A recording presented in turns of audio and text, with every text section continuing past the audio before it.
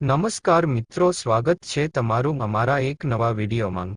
મિત્રો, આજે આપણે એ જાણવા જઈ રહ્યા છીએ કે માતા લક્ષ્મીએ પોતે જણાવ્યું છે કે સાવરણીને ઘરમાં આ જગ્યાએ રાખો તો તમને ખૂબ ફાયદો થશે। તો મિત્રો, આ જાણવું આપણા માટે ખૂબ જરૂરી છે, તેથી જ હું તમને જણાવું છું।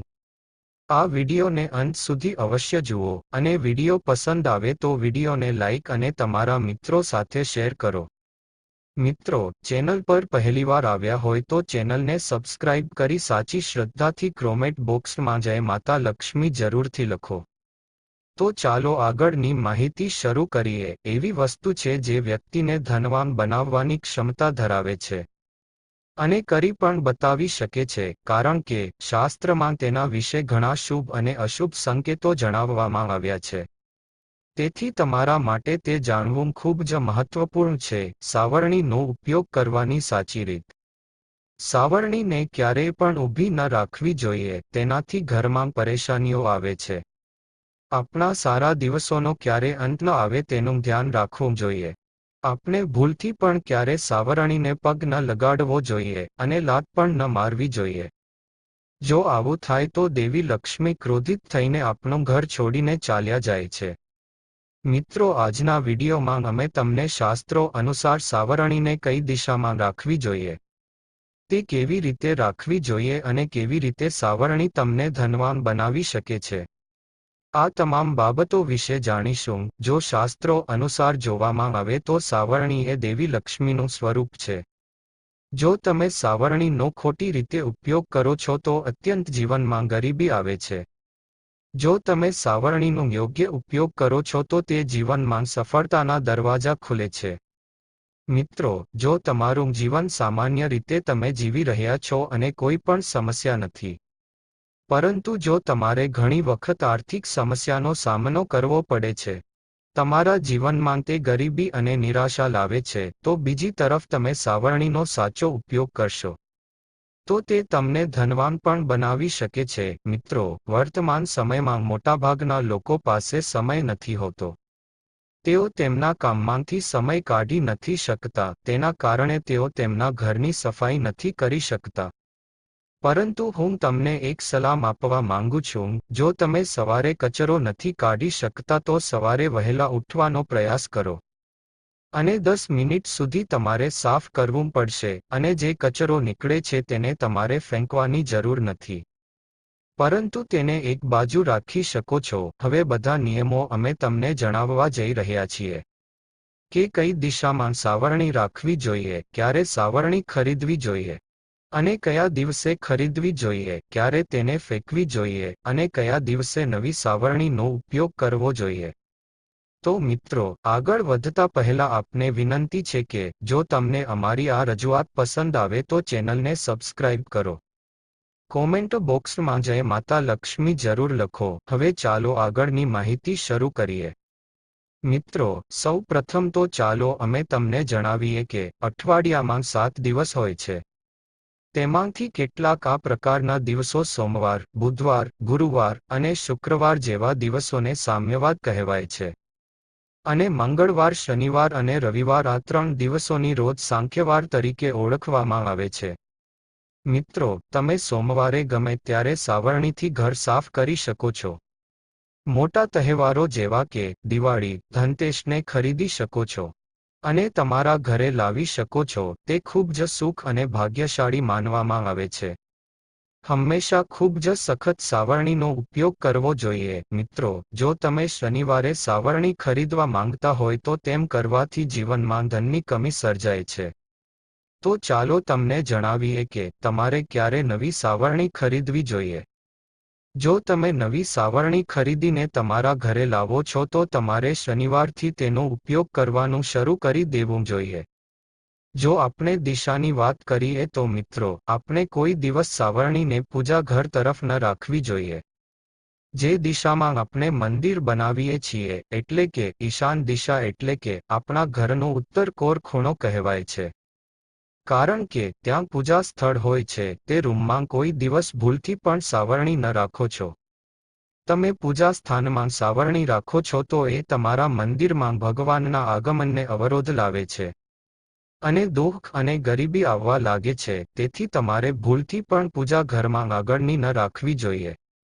મિત્રો, તમારા ઘરનો પશ્ચિમ ખૂણો કે તમારા ઘરનો દક્ષિણ પશ્ચિમ ખૂણો જો તમે તે દિશામાં સાવરણી રાખો છો તો તેનાથી દેવી લક્ષ્મી ઘરમાં આર્થિક મદદ કરશે અને તમારા ઘર પરિવારમાં વાસ કરે છે અને તમારા જીવનમાં ક્યારે પૈસાની કમી નથી. ઘરનો દક્ષિણ પશ્ચિમ ખૂણો ઘરના માલિકની દિશા છે, તો તે ઘરની સમૃદ્ધિમાં મદદ કરશે. ઘરમાં સંપત્તિ દિવસ રાત બમણી થતી જાય છે. મિત્રો, આપણે ઘરમાં કયા સમયે કચરો કાઢવો જોઈએ? તો તેની વાત કરીએ તો શાસ્ત્રોમાં કચરાને કાઢવા અને વાળવા માટેના 4 પ્રહર જણાવવામાં આવ્યા છે. જો તમે રાત્રિના 4 પ્રહારમાં ઝાડુ લગાવો છો તો પછી તમારા ઘરમાં ગરીબી આવવા લાગે છે. પરંતુ વર્તમાન સમયમાં વધારે પડતા લોકો પાસે સમય નથી હોતો, જેના કારણે તેઓ યોગ્ય સમયે ઝાડુ નથી લગાવી શકતા. પરંતુ મિત્રો, અમે તમને જણાવી દઈએ કે તમારે હંમેશા પહેલા 4 પહેલમાં કચરો વાળવો જોઈએ. મિત્રો, તમારા ઘરના મંદિર અને ઘરને હંમેશા સાફ રાખવું જોઈએ. આનાથી તમારા ઘરમાં માતા લક્ષ્મીનો આગમન ખૂબ જ ઝડપથી થાય છે. મિત્રો, માતા લક્ષ્મીને સ્વચ્છતા પસંદ છે, એટલે એવી લક્ષ્મીના આગમન માટે તમારે તમારા ઘરમાં સ્વચ્છ જગ્યા પસંદ કરવી જોઈએ અને હંમેશા તમારે તે જગ્યાની સફાઈ કરતી રહેવી જોઈએ. તમને જણાવી દઈએ કે રાત્રે ભૂલથી પણ ઝાડુ ના લગાવો. આનાથી ઘરમાં ગરીબાઈ આવે છે. ઝાડુ કરતી વખતે જો તમે તેને ભૂલથી સ્પર્શ કરો છો તો તે ખરાબ નિશાની માનવામાં આવે છે. તેથી ઝાડુ લગાવી વખતે ન લગાવો. મિત્રો, સાંજે સૂર્યાસ્ત થયા પહેલા સાવરણીથી વળાયેલો કચરો કોઈ દિવસ ઘરની બહાર ન કાઢવો. શાસ્ત્રો પ્રમાણે આ માટી તરીકે ઓળખવામાં આવે છે. જો તમે આ માટીને ફેંકી દો છો તો તેવી લક્ષ્મી તમારા ઘરમાંથી નીકળી જાય છે. મિત્રો, તમારે હંમેશા તમારા ઘરની ગુપ્ત જગ્યાએ તમારા ઝાડુને રાખવો જોઈએ. આવી જગ્યાએ સાવરણી રાખવી એક ઉત્તમ માનવામાં આવે છે. તમારે તમારા ઘરના મંદિરમાં અથવા પલંગની નીચે ક્યારે પણ ન રાખવી જોઈએ. આનાથી ખૂબ ઝડપથી અનાજની અછત સર્જાય છે અને તમારે સ્વાસ્થ્ય સંબંધિત સમસ્યાઓનો પણ સામનો કરવો પડે છે. મિત્રો, તમારા ઘરમાં જો અચાનક કોઈ બાળક કચરો કાઢવા લાગે છે તો તમારે સમજી લેવું કે તમારા ઘરમાં કોઈ મહેમાનો આગમન થવાનું છે. જો તમે સૂર્યાસ્ત પહેલા નિયમિતપણે ઘરની સાફ કરો છો તો તમારા ઘરમાં એવી લક્ષ્મીનો વાસ થાય છે. જૂની માન્યતા પ્રમાણે છે, ગુરુવારે તમારા ઘરમાં ઝાડુ લગાવવાથી દેવી લક્ષ્મીને ક્રોધિત કરે છે. તેથી તમારે ગુરુવારે તમારા ઘરમાં ઝાડુ ન લગાવવું જોઈએ. તમારે શનિવાર અને રવિવાર આ ઘરે ઝાડુ લગાવવા માટે શ્રેષ્ઠ વાર માનવામાં આવે છે. જો તમે આ દિવસે તમારા ઘરને સાફ કરો છો અને પોતું પણ મારો છો તો ત્યારે તમારે તે પોતાના પાણીમાં 1 ચપટી મીઠું નાખવું પડશે.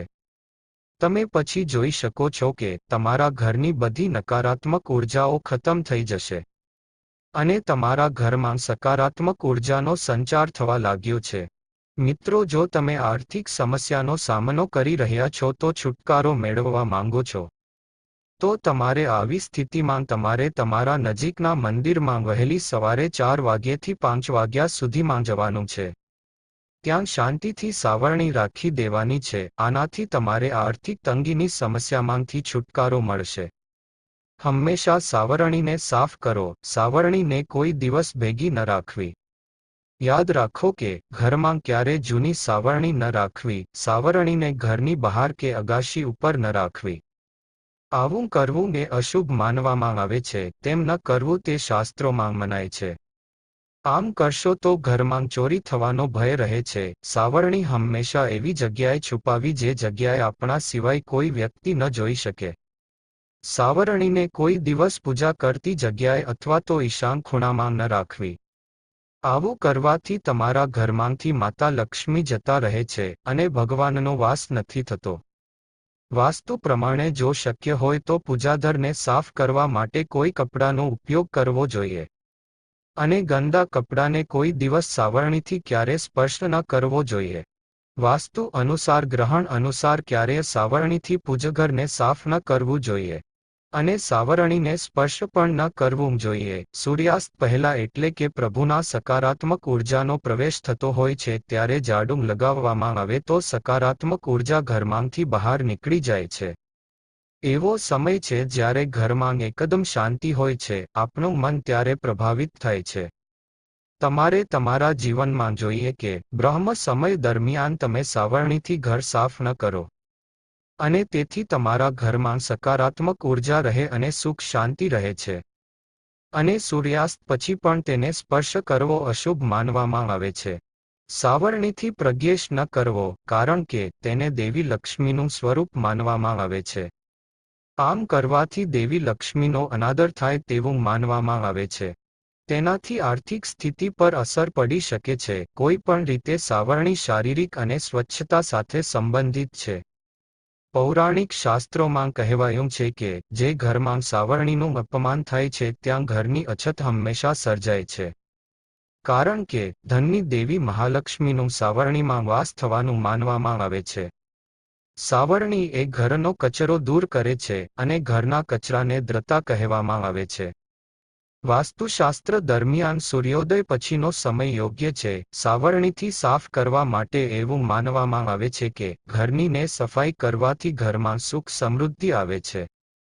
જો તમે રાત્રે સફાઈ કરો છો તો ઘરમાં રહેલી નકારાત્મક ઉર્જા બહાર નીકળી નથી શકતી. ઘરમાં સાવરણી ક્યાં રાખવી? તમારે ઘરમાં સાવરણી એવી જગ્યાએ રાખવી જોઈએ જ્યાંથી તમારે સંપૂર્ણપણે દેખાતી ન હોય. વાસ્તવમાં સાવરણીને હંમેશા છુપાવીને રાખવી જોઈએ, કારણ કે તેને દેવી લક્ષ્મીનો વાસ માનવામાં આવ્યો છે. અને ઘરની લક્ષ્મી ક્યારે ઘરની બહાર ન હોવી જોઈએ. આમ કરવાથી ઘરનું નુકસાન થાય છે. જો તમારા ઘરમાં કોઈ પૂજા કે અનુષ્ઠાન થઈ રહ્યું છે તેથી પૂજા પહેલા ઝાડુ લગાવો અને પૂજા પછી ઝાડુ ન લગાવો. આમ કરવાથી પૂજા પછી જે ઘરમાં સકારાત્મક ઉર્જા આવે છે તે બહાર જતી રહે છે. અને હંમેશા તમારે સારી સાવરણીનો ઉપયોગ કરવો જોઈએ. ભૂલથી પણ તૂટેલી કે ખરાબ થઈ ગયેલી સાવરણીનો ઉપયોગ ન કરવો જોઈએ. કયા દિવસે ઝાડુ ફેંકી દેવું જોઈએ? તમારે શનિવારે, અમાવસ્યા, હોલિકા દહન પછી અથવા ગ્રહણ પછી તમારા ઘરની જૂની સાવરણીને દૂર કરવી જોઈએ. અને સાવરણીને ફેંકવા માટે શનિવાર અથવા અમાવસ્યાનો દિવસ શ્રેષ્ઠ માનવામાં આવે છે. આપણે બધા જાણીએ છીએ કે ઘરમાં સાવરણીનો ઉપયોગ કેવી રીતે કરવો. પરંતુ અજાણતા આપણે કેટલીક ભૂલો કરીએ છીએ જેના વિશે આપણને જાણ પણ નથી હોતી. અથવા ક્યારેય આપણને ખબર નથી હોતી. વિદ્વાનોના મતે સાંભળીએ તો સાવરણી પર પગ મૂકવાથી માં લક્ષ્મીનો અનાદર થાય છે. સાવરણી ઘરનો કચરો બહાર કાઢે છે અને કચરાને પ્રતીક માનવામાં આવે છે. જે ઘરમાં સંપૂર્ણ સ્વચ્છતા હોય છે ત્યાં ધન સંપત્તિ અને સુખ હોય છે. પરંતુ જ્યાં ગંદકી હોય છે ત્યાં ગરીબી હોય છે. જે ઘર સ્વચ્છ નથી હોતું તે ઘરના સભ્યોને અનેક પ્રકારની આર્થિક સમસ્યાઓનો સામનો કરવો પડે છે. શા માટે ઘરને સંપૂર્ણ સ્વચ્છ રાખવા પર ભાર મૂકવામાં આવે છે? જેથી ગરીબ ઘરમાંથી ગરીબી દૂર થઈ શકે અને મહાલક્ષ્મીના આશીર્વાદ મેળવી શકાય. ઘરમાંથી ગરીબી જેવો કચરો દૂર કરીને સાવરણી એટલે કે મહાલક્ષ્મી ધનસુખ અને ઐશ્વર્ય પ્રદાન કરે છે. સૂર્યાસ્ત પછી ઝાડુ ના લગાવવું જોઈએ. આનાથી આર્થિક સમસ્યાઓ આવે છે. તો મિત્રો, આજની માહિતી અહીં પૂર્ણ થાય છે. તમને આ વિડીયો કેવો લાગ્યો તમે બોક્સમાં જરૂરથી જણાવજો. અને પસંદ આવ્યો હોય તો ચેનલને સબસ્ક્રાઇબ કરવાનું ભૂલતા નહીં. વિડીયોને લાઇક કરો, તમારા મિત્રો સાથે શેર કરો. ફરી મળીશું એક નવા વિડીયો સાથે. આ વિડીયો અંત સુધી જોવા માટે તમારો ખૂબ આભાર.